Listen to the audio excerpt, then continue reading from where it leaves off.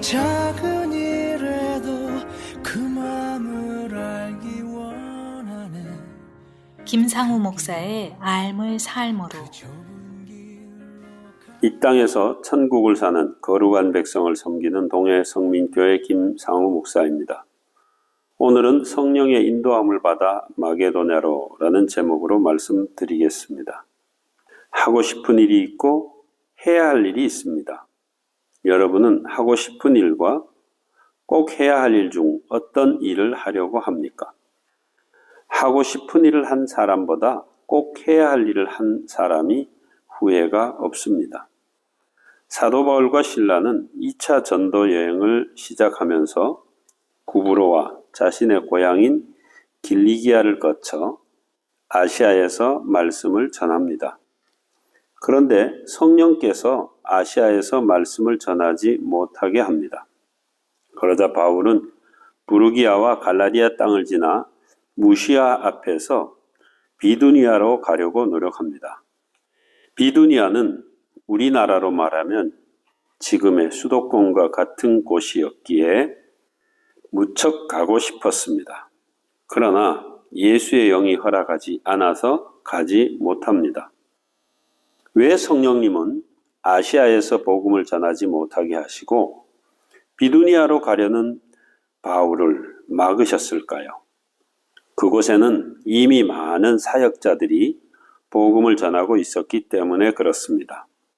로마서 15장 20절에 사도 바울은 또 내가 그리스도의 이름을 부르는 곳에는 복음을 전하지 않기로 힘썼노니 이는 남의 터 위에 건축하지 아니하려 함이라고 했습니다.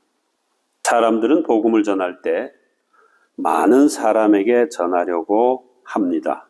그러나 하나님은 복음이 모든 사람에게 전해지기를 원하십니다. 바울은 성령이 허락하지 않는 길을 억지로 가려고 하지 않습니다. 그래서 하나님의 인도함을 받기 위하여 드로아라고 하는 곳으로 가서 기도하며 하나님의 뜻을 기다리게 됩니다. 그때 사도 바울은 환상을 보게 되는데 이 환상은 마지막 때에 성령이 임하게 될 때 나타나는 것이었습니다. 바울이 본 환상은 마게도냐 사람이 건너와서 우리를 도우라는 것이었습니다. 그런데 하나님이 보여준 환상은 바울에게 직접적으로 마게도냐로 가라 하지 않고 마게도냐 사람이 건너와서 우리를 도와달라는 울부짖는 환상을 보게 하셨습니다. 왜 그럴까요?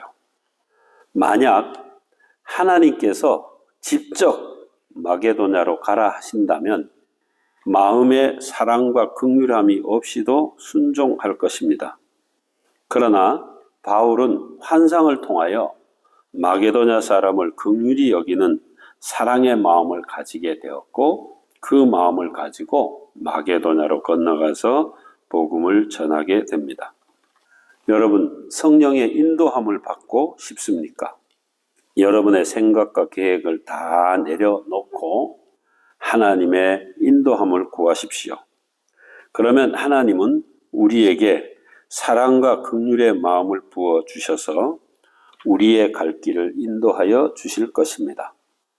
하나님의 영으로 인도함을 받는 사람은 도움이 필요한 자를 외면하지 못합니다. 성령의 인도하심을 받아 사랑과 긍휼의 마음을 가진 바울을 통하여 복음이 이제 아시아를 넘어 유럽으로 건너가게 됩니다. 오늘 하루도 성령의 인도함을 받아 살아가는 여러분 되기를 주님의 이름으로 축복합니다.